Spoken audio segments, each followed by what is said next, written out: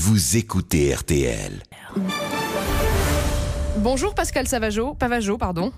Bonjour. Merci d'être avec nous ce matin pour réagir aux annonces d'Édouard Philippe dans le journal du dimanche. Le Premier ministre promet notamment pour l'année prochaine la fin des cotisations salariales sur les heures supplémentaires. C'est bon pour le pouvoir d'achat selon lui. Est-ce que vous validez ou est-ce que ça fleure un peu trop le travailler plus pour gagner plus d'un certain Nicolas Sarkozy ? Oui, vous nous rappelez les bons souvenirs de l'époque. Cette mesure, y compris à l'époque sur le plan fiscal, ne marche pas. C'est-à-dire que ça ne crée pas d'emploi, ça crée des inégalités, notamment des inégalités justement en matière de revenus. Et puis il faut rappeler que les heures supplémentaires sont évidemment hypothétiques. Et puis en plus, c'est souvent une utilisation pour l'employeur pour faire de la modération salariale. Pour celles et ceux notamment, qui n'ont pas d'heures supplémentaires. Donc c'est un moyen aujourd'hui, dans la politique qui est actuellement menée, de fragiliser encore un peu plus le financement de la sécurité sociale. C'est peut-être aussi un moyen, puisque c'est avancé d'un an et que ça avait été annoncé comme hypothétique à partir de 2020 et qu'on nous dit que c'est pour 2019, c'est peut-être aussi un moyen pour essayer de limiter l'impact du prélèvement à la source qui va se produire à partir de 2019. C'est pour compenser, vous pensez, l'annonce, les effets sur la fiche de paye ? Je n'en sais rien, mais l'annonce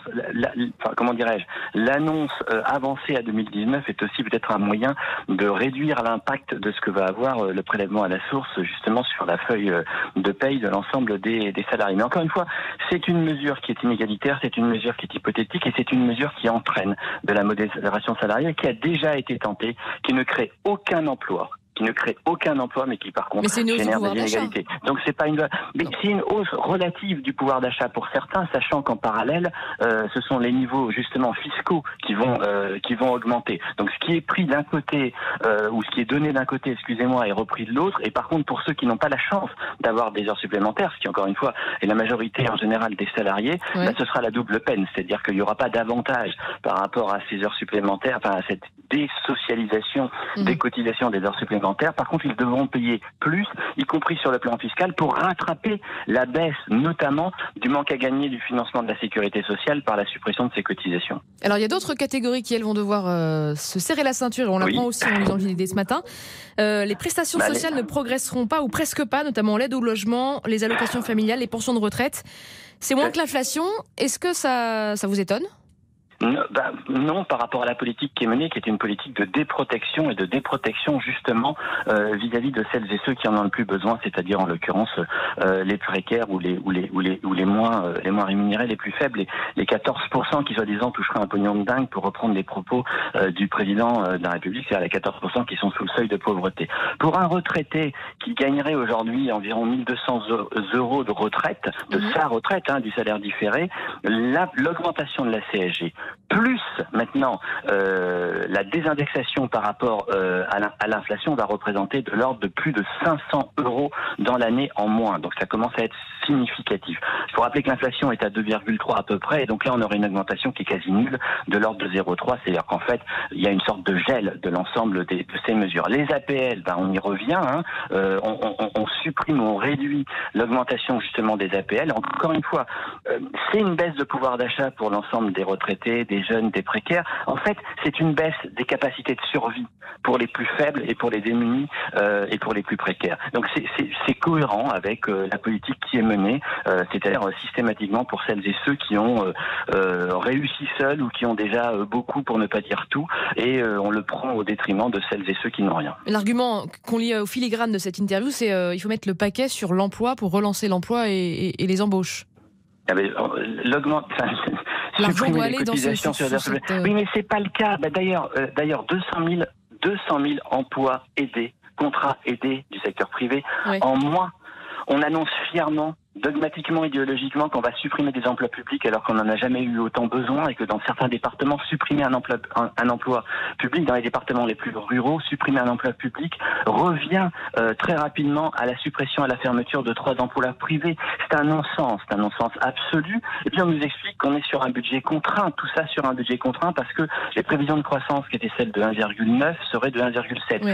Ceux qui montrent au passage que cette politique ne marche absolument pas et ne génère ni emploi ni croissance, mais au bout du bout, on oublie de nous dire qu'on vient de supprimer 22 à 23 milliards de recettes publiques qui permettrait de financer ces emplois aidés, par exemple, ou ces postes de fonctionnaires dont on a besoin, parce qu'on a décidé en un an de faire des cadeaux, soit aux entreprises, soit aux plus riches. 23 milliards en moins dans les caisses de l'État, c'est le bilan fiscal d'une première année de cette politique. Donc c'est véritablement, excusez-moi, à un moment donné, prendre les gens pour des imbéciles, et c'est une politique qui, encore une fois, est menée simplement pour les 10% de premier de cordée. C'est effectivement pas la théorie du ruissellement, c'est une logique d'évaporation.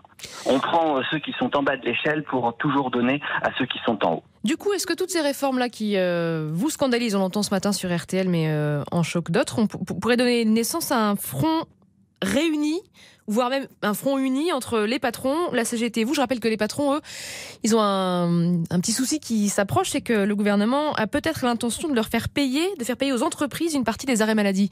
Est-ce que du coup tout ça pourrait se coaguler? Bon, ça m'étonnerait que demain matin on ait le MEDEF dans la rue à nos côtés.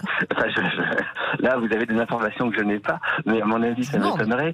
Par contre, sur la question des arrêts maladie, excusez-moi, mais il y a encore quelque chose de scandaleux. Quand le Premier ministre va dans le JDD oser comparer l'augmentation du nombre de jours d'arrêt maladie, qui est une réalité parce que les conditions de travail sont de plus en plus exécrables, et parce que la pénibilité est toujours plus forte.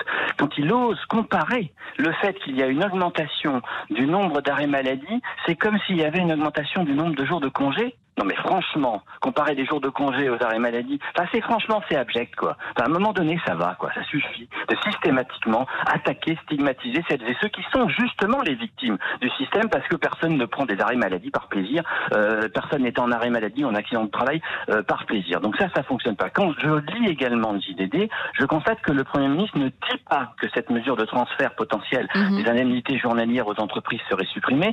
Il dit que ça ne se fera pas brutalement. Donc nous verrons quand nous serons reçus par le Premier ministre dans la semaine, en ce qui nous concerne c'est le 30, nous verrons à Force Ouvrière, d'abord ce qu'il nous dira concrètement, parce que maintenant on veut du concret, c'est comme sur la réforme des retraites, on arrête le blabla, on arrête les généralités, maintenant on veut des éléments d'ordre concret sur l'ensemble de ces sujets pour voir la réalité de ces effets, et on réagira en fonction. Quant à la question de la mobilisation, moi ce que je peux dire c'est que juste en un mot, mobilisation, le 30 également, l'ensemble des organisations syndicales et de jeunesse se parlent. Nous sommes favorables à Force Ouvrière pour que nous ayons un démarrage de journée de mobilisation, y compris par la grève interprofessionnelle, le plus rapidement possible. Ça peut être par exemple début octobre, parce qu'il est temps de s'opposer à cette vision, à cette politique d'individualisation, de déprotection, de casse globale de notre modèle social, parce que c'est l'ensemble du modèle social aujourd'hui qui est attaqué dans tous les sens. Et ce nouveau monde de chacun pour soi, effectivement, nous n'en voulons pas. Merci beaucoup, Pascal Bavageau, d'avoir été avec nous ce matin pour réagir à ces annonces du Premier ministre dans le journal du dimanche. Et donc peut-être un appel à une mobilisation début octobre. C'est ce que vient de nous dire le secrétaire général de Force Ouvrière sur RTL. Dans 2 minutes, 9h. RTL Matin.